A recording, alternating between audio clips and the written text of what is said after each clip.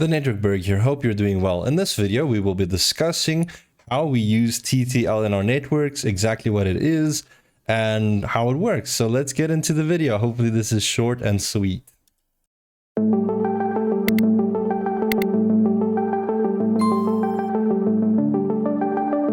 Alrighty, so let's quickly talk about TTL before we learn how we can change some of its properties.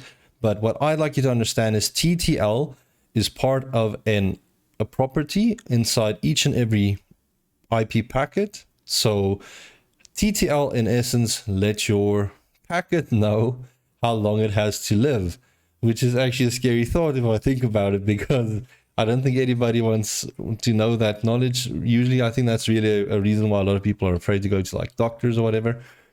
But each packet is basically marked with a TTL value that will tell them how many hops they can exist.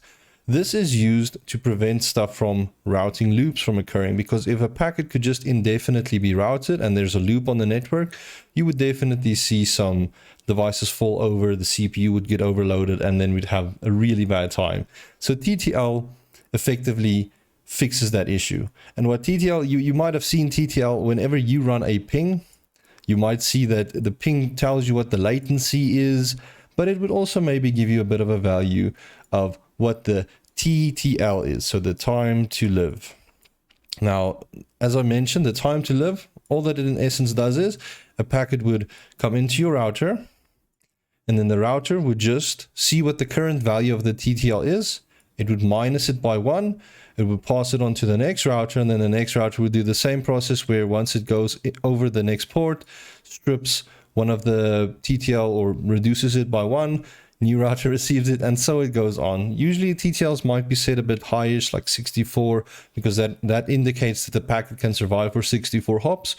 But perhaps you've got a very small network, you know, you're not going to have more than like 5 or so hops in your network, and if the traffic is just inside your network, then maybe you want a way to reduce the amount of hops that a packet can survive, so that it just lessens the, I don't want to say damage, but the issue should a route loop occur.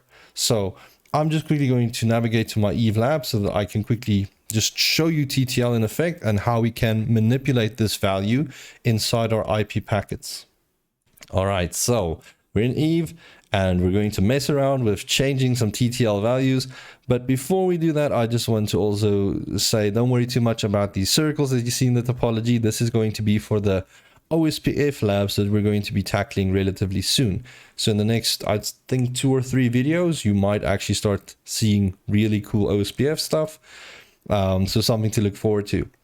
Okay, so we're still going to use this router 6 as a guinea pig. I've got a RDP session open to this Docker machine. Oh wait, I've closed that. That's just my updates. So here's an RDP session to this Docker machine. And I just want to show you TTL in action again. So what I'm going to do is just navigate to my terminal. And then from the terminal, let me just zoom in a bit. If I run a ping to 8888, here you can definitely see the TTL doing its thing, because it's a visual representation to us of what's happening with the TTL.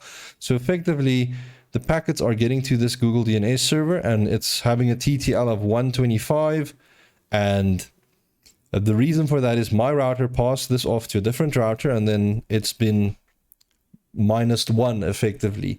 So again, TTL is just a nice mechanism that's being put in place to help not necessarily prevent routing loops from occurring, but definitely lessening the impact that a route loop can potentially have on a network, because eventually the route will just, or the packet will just time out because it exceeds its TTL value. All right, but now I want to show you how you can adjust the TTL value in MikroTik. So we'll just navigate to Winbox. So now we're in Winbox. Let's quickly set up a rule to change the TTL. So for this, we're going to go to IP and firewall. We can go into our mangles, hit the plus. Your chain will be for pre-routing. And then you might also change other conditions if you'd like. You could specify which incoming interface you want it as, but I'm just going to use it as a general broad rule. And I'm going to say with my action, I want to change the TTL. Now you can either change it, so give it a new value outright, and then all the new devices needs to adhere to whatever this new value is unless they change it afterwards.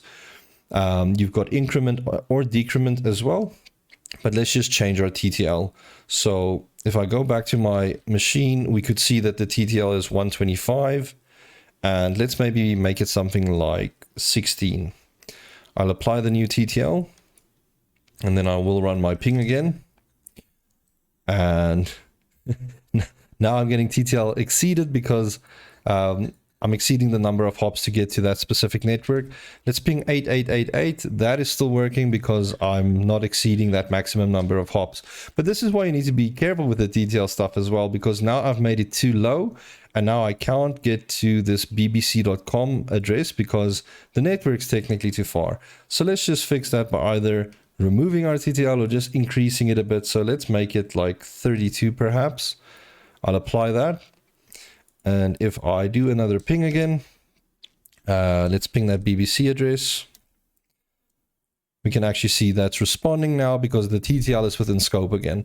So again, this is not necessarily the longest lecture, but I just wanted to help you understand that TTL is there to help you and everybody else in the world to prevent stuff like routing loops, or it has some other uses as well where perhaps you don't want people to put down their own, let's say, gateways behind your router and then NAT traffic out through their gateway. You want to prevent stuff from that from happening. So you could potentially use TTL in that type of environment to also force them to go over your device. Otherwise, stuff just won't work.